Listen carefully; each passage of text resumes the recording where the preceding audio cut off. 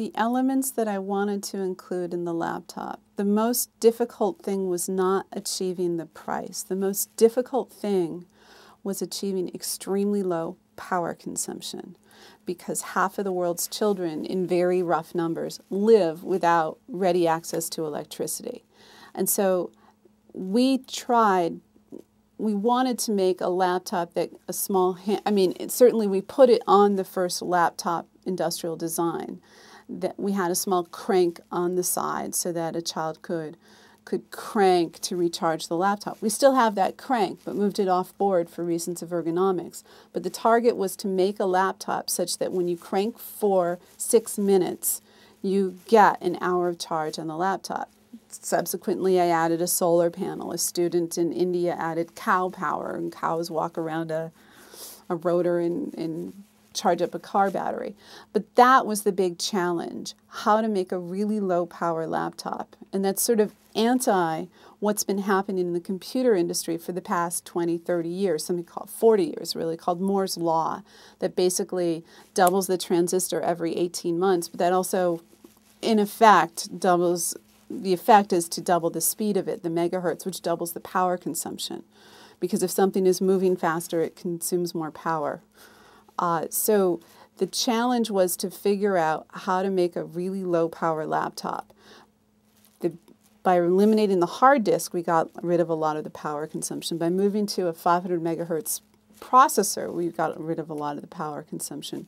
By really rethinking the architecture of the motherboard we did, but still you're sitting with the average power consumption of a display being 10 watts, and to update the display another 3 or 4 watts. That's killer. So we had to rethink that screen completely, which I convinced ultimately, after a year and a half of trying, one of the largest display makers in the world to take an external design. They had never done that before. What a display maker, an LCD maker, usually does is change the diagonal and the number of pixels on the screen and ships that out, because it's very expensive to do to design a new screen, and when they do it, they want to sell lots of them, and they're very risk averse about taking new designs. Yeah, it's been pretty clear. I mean, the return on investment of the R&D, the innovation is at the bottom of the pyramid. And sort of what we traditionally do for research efforts or new efforts is sort of, invest at the top of the pyramid. Very expensive, very high-end, a couple of demos, and then maybe the top segment of the population can buy the stuff in 5 years, and it never hits the bottom of the pyramid. And what we were trying, the experiment at one laptop per child, and what we're continuing at Pixel-Chi is looking at the innovation at the bottom of the pyramid. For $30 million of R&D expenditure, we've created what analysts believe will be a $30 billion market just over the next 3 years. That's 1,000 to 1 return. Just little laptops will be 25 to 50%. Laptops, this kind of size, will be 25 to 50% of the market, in 2 years. To be 10 to 15 million units that ship this year, 30 million next year, 60 million.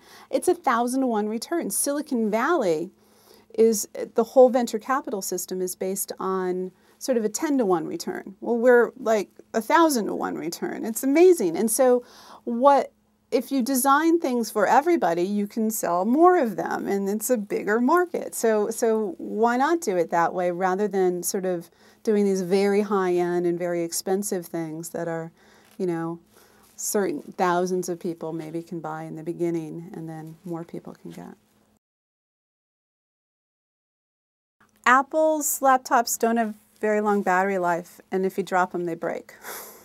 Ours last a really long time, and they don't break. Plus, ours are sunlight readable. However, Apple's stuff is, Apple is an aspirational brand. It's very beautiful, high-end stuff, and there'll always be, I think, a market for that sort of thing. But I think what we're trying to show at Pixel-Chi, and we're really focused on the screens, not making laptops. We're making screens for OLPC and many other companies. But what we're trying to show is that you can make products that are just as exciting as an Apple iPhone or iBook, but exciting in different ways. Like they can be sunlight readable. They can look really cool. You can be proud to own them and proud to use them in a way that you are with your Apple product. But it doesn't have to cost $2,000.